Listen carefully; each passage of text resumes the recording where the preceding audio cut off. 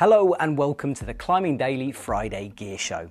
Sure, I go sport climbing, I go trad climbing, I mountaineer, but at heart I am a boulderer. And that's why I was excited to receive and review the brand new Red Chilli sensor. Red Chilli was first established over 25 years ago, but in recent years it's been acquired by Edelrid.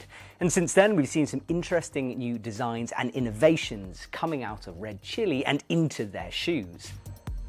The brand new sensor is, as the name suggests, a sensitive shoe, and it's going to suit indoor climbers, comp climbers, and perhaps some outdoor hardcore boulderers. Now all this is good because it's winter in the Alps, which means I've touched very little rock. I've mainly been in the gym, so before I tell you what I think of this shoe, here are the tech specs. The Red Chilli sensor is aggressively downturned, with a high instep and severe asymmetry shape.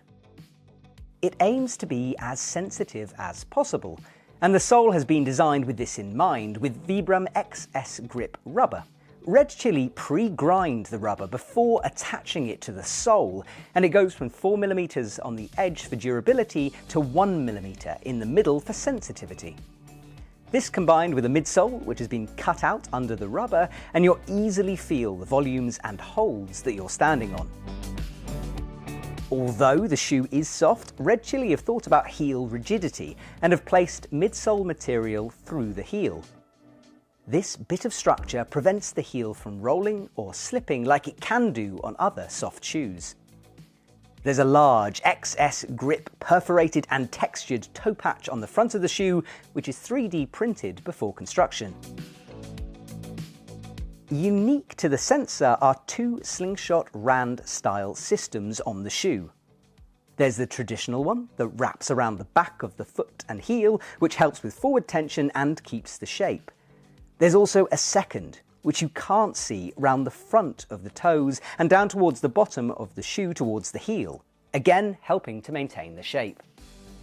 As you can hear, there's a lot of technology going on in this shoe, and that's good to hear, because in the past, Red Chilli perhaps have made quite basic shoes, but now they've really stepped things up in terms of technical innovations.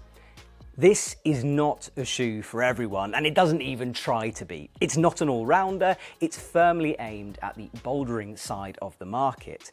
Because of that downturn, the softness, the sensitivity, of course, indoor climbers and comp climbers are going to enjoy that. And Red Chilli themselves have pushed that as a feature of this shoe. But that doesn't mean it's not good at outdoors, it's just mainly aimed more at the indoor market. Let's talk about sizing.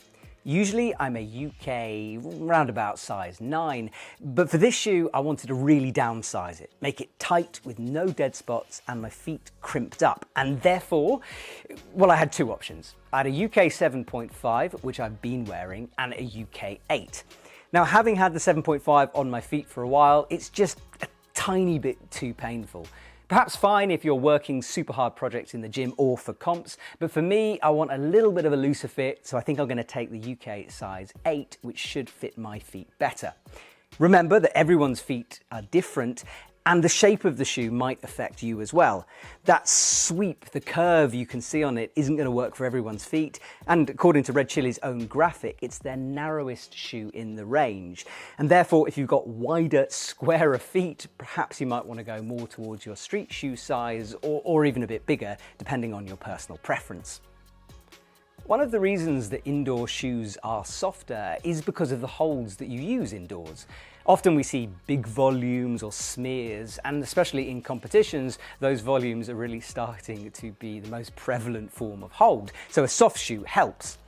Now, Red Chilli's 4mm to 1mm is a very interesting concept. In theory, the 4mm on the edge should improve edging and durability, and as you get towards the midsole section of the foot where that cutaway is, that's where things get really soft, and you can feel it when you're walking or running on volumes. However, don't be tricked into thinking that 4mm makes this a brilliant edging shoe. It's not really designed for that. It can do it, especially on holds where you sort of mold the rubber into the fit of that little nubbin, but for edging duties, magic wood, or longer sport routes, this isn't going to suit most people. Although a futuristic 9A in a cave savage overhang, this could perhaps be pretty good. When things get overhanging, that's where the sensor really steps up.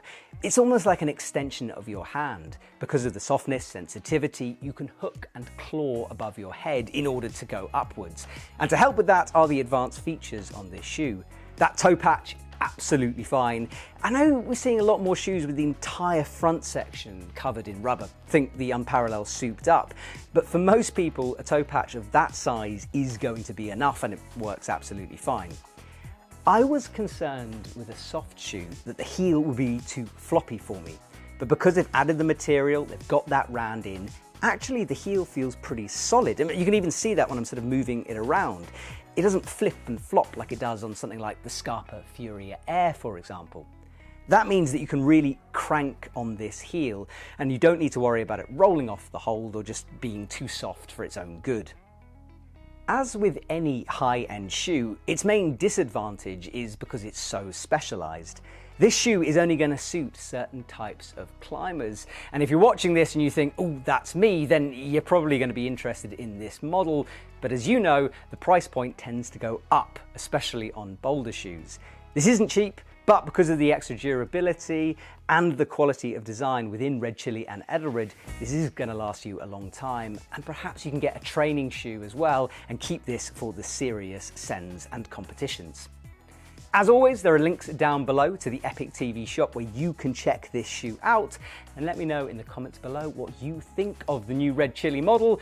Do you want to wear it? Have you worn it? What's your opinion? Let us know, and I'll see you soon.